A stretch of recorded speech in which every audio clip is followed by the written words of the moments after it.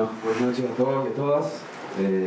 Muchísimas gracias al doctor Benjamín Malamud. Lo que ha laburado el doctor de todo el día es impresionante. La verdad, los papeles que ahí veo, por el revisado trabajo, más allá de no puedo terminar el libro, se ve que le puso muchísimo empeño. Luis, no lo dedicaste a dormir el doctor en el próximo semana. Bueno, gracias a Luis, gracias a Marco, gracias a Maya, gracias a todos los compañeros y compañeras que me invitaron a esta presentación, a sumarme acá, con el libro, un cachorro. Para mí es un hecho muy simbólico venir a presentar Cachorro a un local partidario, político, a un Nievasi en este caso, al local de Frente para la Victoria, porque creo que ha sido una de las derrotas que intentó, que uno de los objetivos centrales de Menéndez fue justamente clausurar este tipo de lugares. El objetivo de Menéndez como un representante, un símbolo de la dictadura y del terrorismo de Estado fue clausurar la política en Argentina. Para eso tomaron el poder. Entonces creo que estamos todos acá, juntos, presentando este libro, pero como excusa, digamos, una actividad militante, en marco de una campaña, de una disputa electoral, como se está dando acá en la falda, tiene que ver con justamente con derrotar a esa idea, a ese autoritarismo que la dictadura intentó, a sangre y fuego en todos los resortes del Estado, puesto al servicio de la muerte, impedir justamente la militancia, el compromiso, la solidaridad y el trabajo en común por construir una patria mucho más justa. Que creo yo, como militante de este proyecto político, estoy convencido que lo estamos logrando y que en el fondo creo que es la verdadera derrota de Menéndez. O sea, que nos reunamos acá y que sigamos militando y que nos sigamos juntando para participar y construir una patria cada vez más justa, es la verdadera derrota, digamos. Independientemente que está todo el trabajo, digamos, que está haciendo la justicia para condenar los delitos, los crímenes que llevó adelante Menéndez desde el poder del Estado, que es un trabajo central, que no me cabe ninguna duda que va a formar parte de la historia universal, como fue el juicio de la Junta Militar en la década del 80, todos los juicios que se iniciaron a partir del 2003, son una parte de nuestra historia, no me cabe ninguna duda que en 50 años vamos a estar estudiando esos juicios, porque son justamente un antes y un después de la historia argentina. Y yo me siento orgulloso de ser parte de este proyecto político. Cachorro es justamente, si bien no es un libro kirchnerista en el sentido de lo que hizo o su contenido, es hijo de este proyecto político. Difícilmente podríamos haber hecho Cachorro o yo haber intentado escribir este libro si en el 2003 a esta parte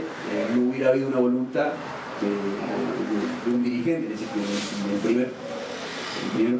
momento Néstor Kirchner y después Cristina y todos los compañeros que formamos parte de esto, de poner en marcha otra etapa histórica. En ese momento que se pone en marcha en el 2003 el gobierno de Néstor y a partir del 2004 bajar el cuadro de vida del colegio militar, el reconocimiento de los organismos de derechos humanos, la reanudación de los juicios, la renovación de la Corte Suprema que permite la renovación de los juicios, la anulación de los indultos, de la ley de obediencia y el punto final. Digamos, son todos elementos que ponen en la agenda pública este debate. O sea,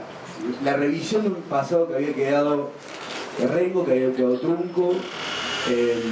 la capacidad y la inteligencia de un dirigente político para leer que eso estaba latente en la sociedad argentina y que había que cerrarlo, que había que poner en marcha justamente, recuperar lo que se había logrado o lo que había empezado al principio de la década del 80 con los juicios a los comandantes en ese momento. Y en ese proceso y en ese momento histórico donde la justicia venía haciendo su trabajo para develar lo que había sido un monumental aparato represivo que estuvo bajo las órdenes de Menéndez, principalmente, y justamente creo que Menéndez tiene un lugar en todos los juicios por justamente el lugar que él ocupó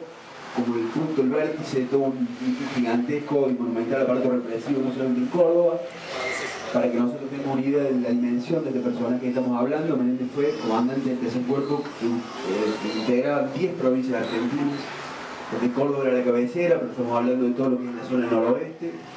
donde vivían 7 millones de personas en la década del 70, o sea, un tercio del país estaba bajo la orden de Menéndez.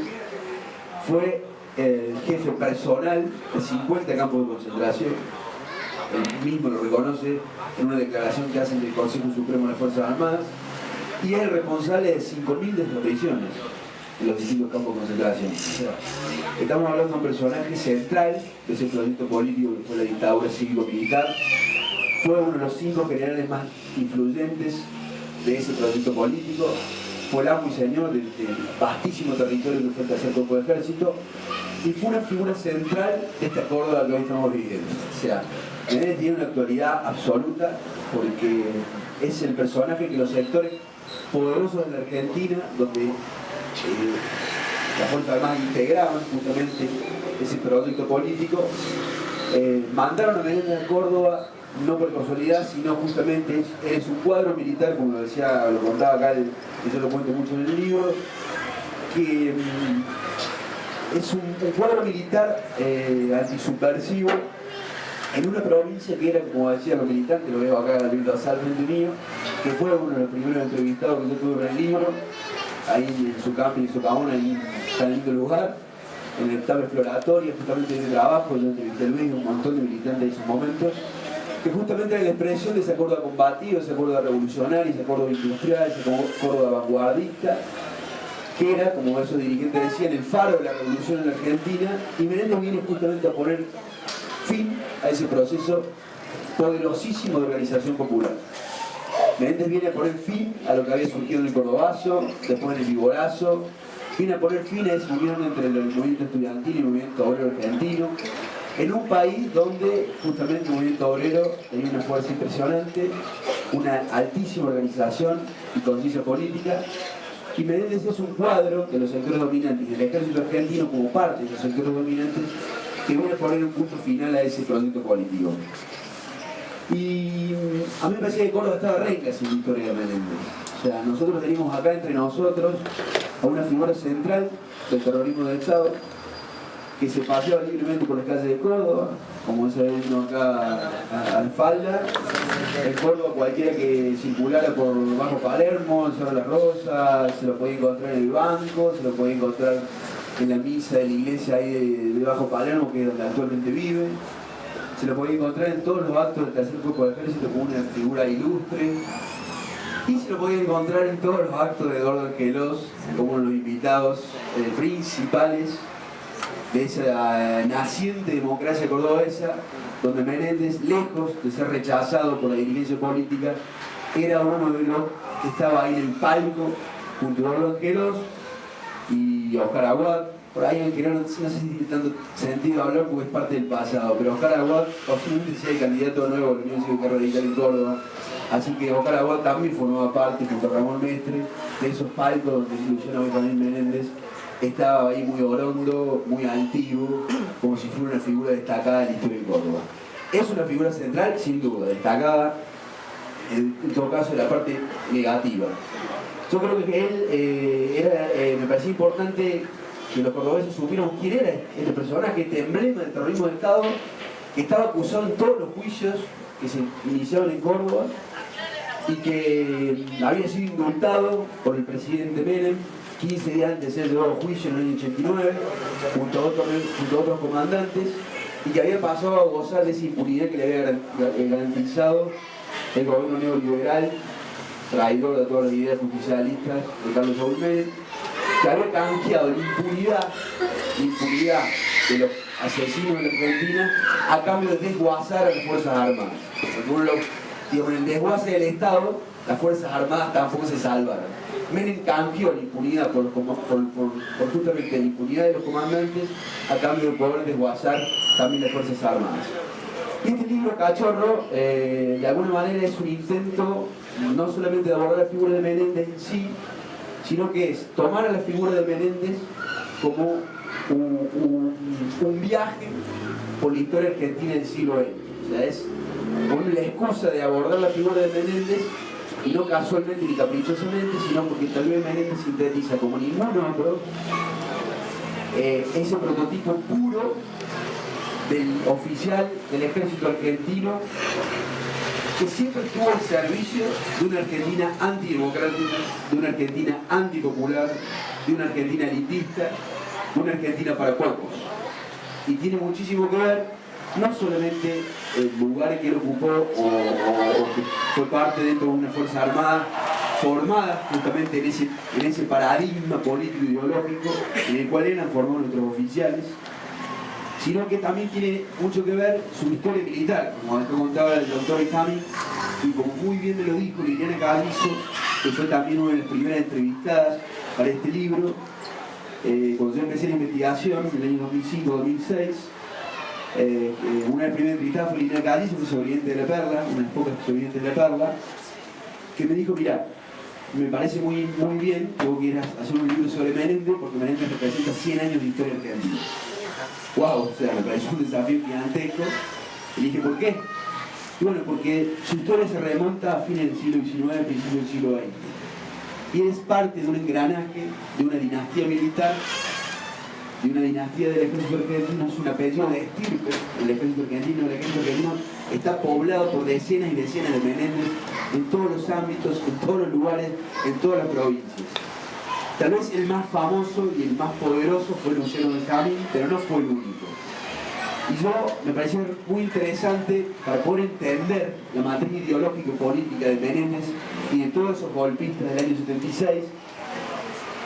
Bueno, ¿cuál es el origen de esto? ¿Cómo fue posible un 24 de marzo? ¿Por qué amplios sectores de la sociedad argentina acompañaron el genocidio? ¿Por qué acompañaron un 24 de marzo? ¿Por qué fue posible ese 24 de marzo? ¿Por qué fue posible que Luciano Benjamín Menéndez haya llegado donde llegó y sea un personaje público de la importancia que tiene? Entonces, me pareció que era importante contarnos por qué, ante tanta liviandad, ante tanto análisis por ahí tan suave o tan banal de la historia argentina, y es por eso que me remonté hasta el fin del siglo XIX y encontré que el abuelo de Luciano Benjamín Menéndez fue parte de ese ejército del general Roca, que financiado por la sociedad rural, el bisabuelo de José Alfredo Martínez de Oz, ministro de Economía de la dictadura, financiaba esa campaña militar para aniquilar a los pueblos originarios de la Patagonia Argentina y entregarle más de 42 millones de hectáreas a los estancieros y a los terratenientes argentinos e ingleses. ¿Por qué digo esto? Porque también tiene mucho que ver con ese modelo de Argentina de Menéndez, de la familia Menéndez. El ejército argentino y la familia Menéndez siempre estuvo al servicio de esa Argentina, como yo le decía antes, antidemocrática y antipopular, que pensó este país como un apéndice del poder internacional y de los imperialismos, en ese momento Inglaterra, que era el dueño del mundo, pensando y construyendo una Argentina agroexportadora, productora de materias primas, al servicio del imperialismo británico, que clausuró a fines del siglo XIX y principios del siglo XX, cuando se empieza a desarrollar la Argentina moderna, justamente un modelo de Argentina industrial, un modelo de Argentina inclusiva, un modelo de Argentina para todos. Menéndez es defensor de esa ley de residencia que en 1902 le negaba la ciudadanía argentina a todos aquellos inmigrantes que participaban en política o se declaraban comunistas o defendían las ideas del comunismo, del socialismo, del anarquismo. Entonces, él es parte de un hilo conductor que se remonta a ese abuelo que batalló con Roca aniquilando a los pueblos originarios para entregarle las tierras a poderes, a los terratenientes, a los sectores concentrados de Argentina y a los servicios, a los poderes extranjeros. Es hijo del teniente coronel José María Menéndez,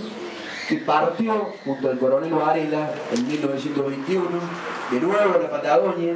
a aniquilar a los levantamientos de los obreros que peleaban por su dignidad, que peleaban por la jornada de 8 horas de trabajo, en contra de esos estancieros ingleses que el abuelo de Menéndez le había regalado a la aspiradora. Entonces digo, para poder entender el 76 y por qué Menéndez pone en marcha un semejante plan represivo y de aniquilamiento a quienes peleaban por una patria para todos y todas, y una patria libre y soberana de esos poderes internacionales, de ese imperialismo que en la década de 60 y 70 era político, ideológico. Hay que entender esas influencias familiares. Que después esas influencias familiares, y yo lo voy relatando en el libro de alguna manera se va nutriendo de esa herencia familiar, del padre, del abuelo, del tío abuelo que en el año 51 se subleva contra el general Perón, el tío abuelo de Menéndez es el general Benjamín Menéndez, que se subleva en el 51 en contra del gobierno peronista. Entonces tiene todo ese bagaje familiar y después va a ingresar a un colegio militar en la década de 40, profundamente politizado, en el marco de una institución que no formaba a suboficiales para defender el territorio, sino que formaba a suboficiales para manejar y gobernar Argentina.